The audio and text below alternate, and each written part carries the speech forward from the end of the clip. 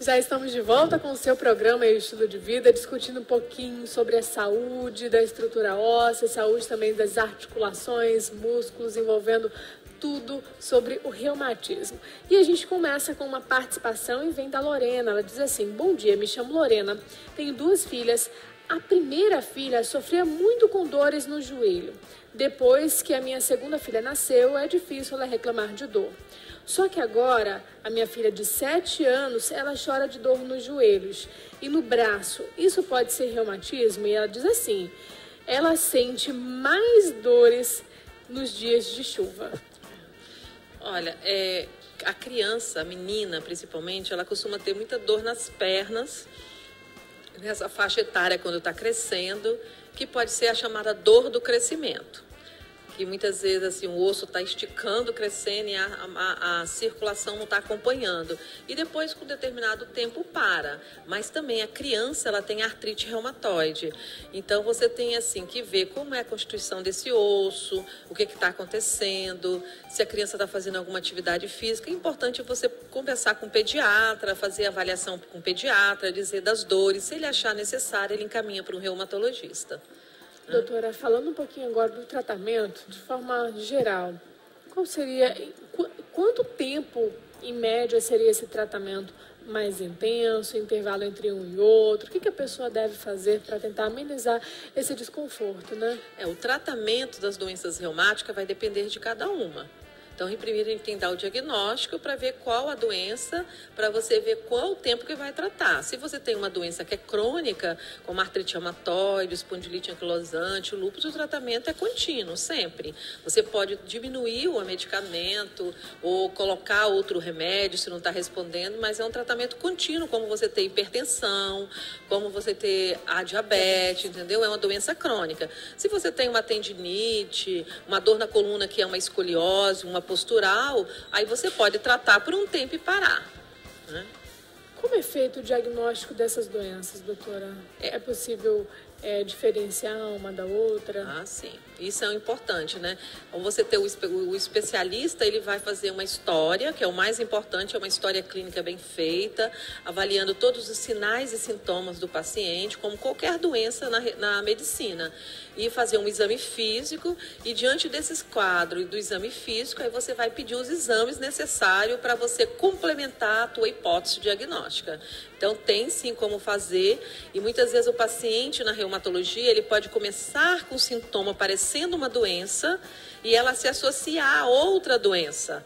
Então, assim, a gente sempre fala, a reumatologista, ele tem que ter clareza no que ele está pedindo, no que ele está vendo, tratar o que ele está vendo e ter paciência, não fechar o teu diagnóstico. Então, vamos para a nossa próxima participação. Quem mandou para a gente a mensagem foi a Jussiene, e ela diz assim: oi, doutora, eu gostaria de saber o que é bom para a artrite, porque tem uma amiga que vive com dores no dedo, e o dedo fica inchado. Ela toma remédio e não fica boa. Ela está ligada no programa Estilo de Vida, no Amazonsat. A minha amiga tem... Ela falou assim, eu acho que é a minha amiga, tem 45 anos. O que a gente pode falar para ela, doutora? Olha, se ela tem uma dor no dedo que incha, eu não sei quanto tempo, e ela está tomando remédio, será que esse remédio está sendo orientado por um médico, por um reumatologista? Primeira coisa é saber qual o tipo de reumatismo que ela tem, como a gente começou no programa. Então, como são 110 diferentes, ela tem que fazer o diagnóstico correto, tratar corretamente e conversar com o médico dela o porquê não está melhorando.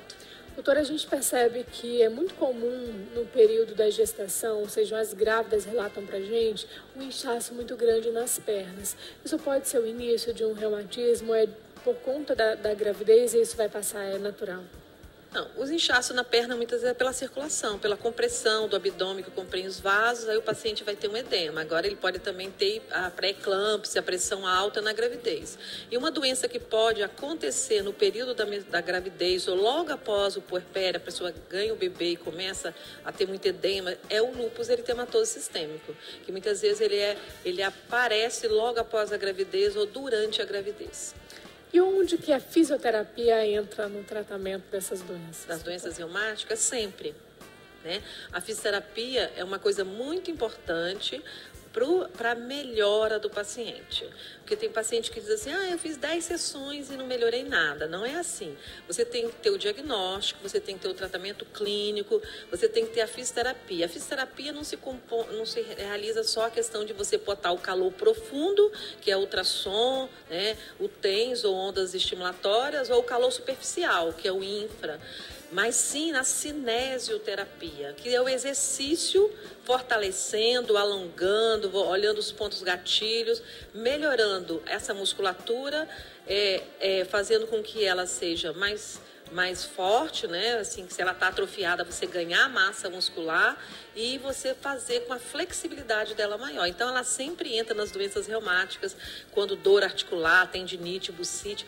Muitos pacientes que têm ombro com capsulite congelada, não adianta só o remédio. A fisioterapia é muito importante.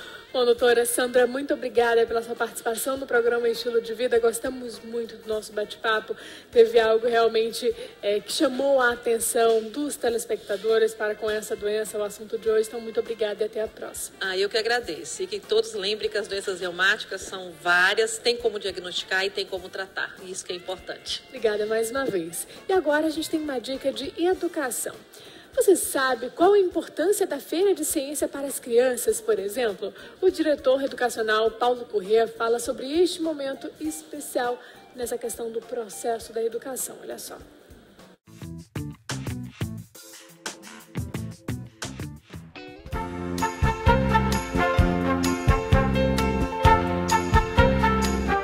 O Paraíso Infantil hoje é um museu da arte.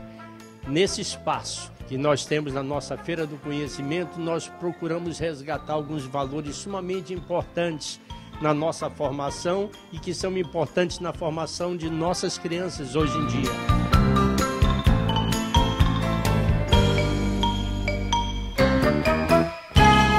Nós temos sempre a alegria e o privilégio, como educadores, em promover uma feira de ciências, porque é neste momento em que os nossos alunos têm a possibilidade de mostrar e desenvolver as suas habilidades no decorrer do trabalho em que apresentam.